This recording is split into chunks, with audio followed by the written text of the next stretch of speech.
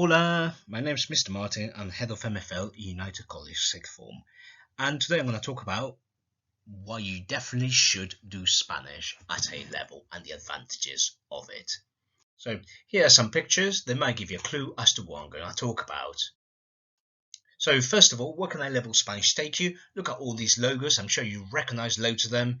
Well, I can tell you, I guarantee you, all those companies need people that speak more than one language.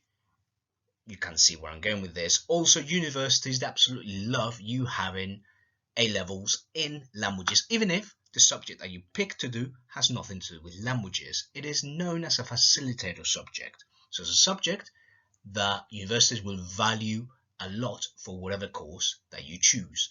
Also, you can go to universities abroad. So importance of languages, 6 billion people.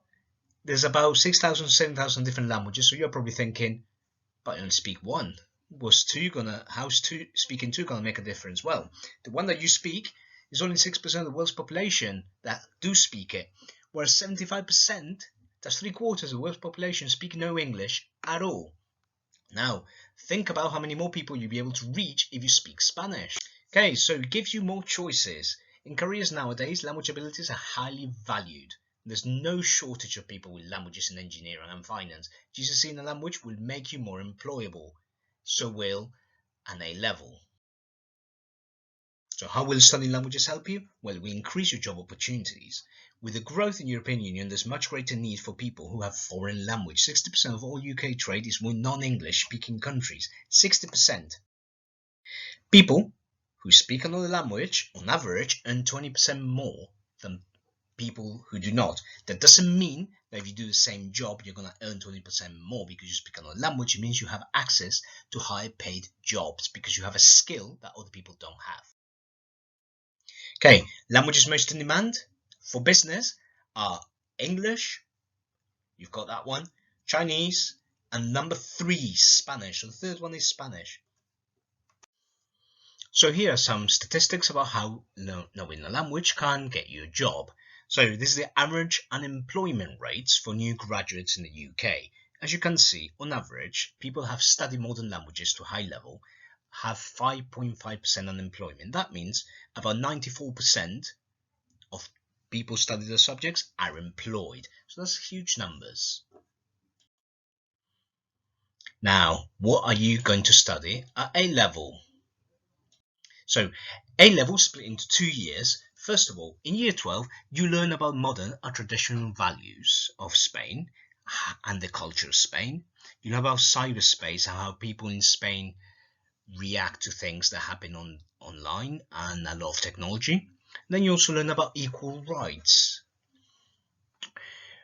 Then we move on to modern day idols, which is Spanish singers and musicians and actors.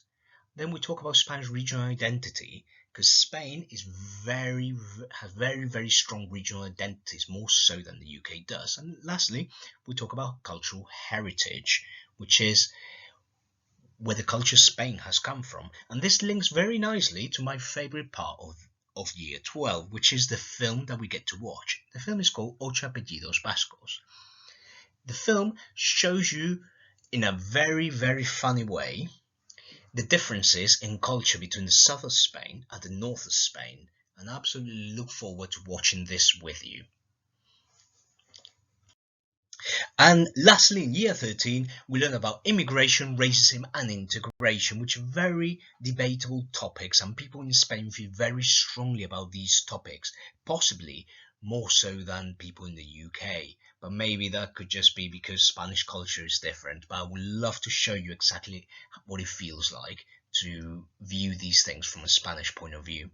Then also we talk about today's youth, which are tomorrow's citizens, monarchies and dictatorships. So we go into the history of Spain, how it has a monarchy but used to have a dictatorship, and popular movements. And this is very relevant in Spain today. Spain, in the past 10 years, have had absolutely loads of different popular movements. So it's really interesting to talk about. And lastly, my favorite part of year 13 is the book that we read and we analyze. It's called Como Agua para Chocolate.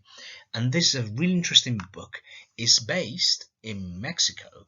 in the 1800s, and is the story of a lady who is forced to not get married and to serve her mother during her life. Now, the story is very interestingly told because every chapter starts with a recipe, and every recipe affects the outcome of the story. They're linked in very interesting ways, and the story ends up being more about how the main character ends up finding love in spite of the difficulties of her family and the time period, because it's set during the Mexican Revolution. So it's a really interesting book. I'm yet to meet a student that has enjoyed this book. Okay, so that's the summary of the Spanish A level, and it's a fantastic opportunity. And you will not only learn the language, which I haven't really talked about much, you also learn the grammar, and you really get to know the culture of Spain. And I promise you, by the end of year 13, you'll be able to speak Spanish, something that a lot of students ask me. Yes, you will be able to. Okay, so I look forward to seeing you next year.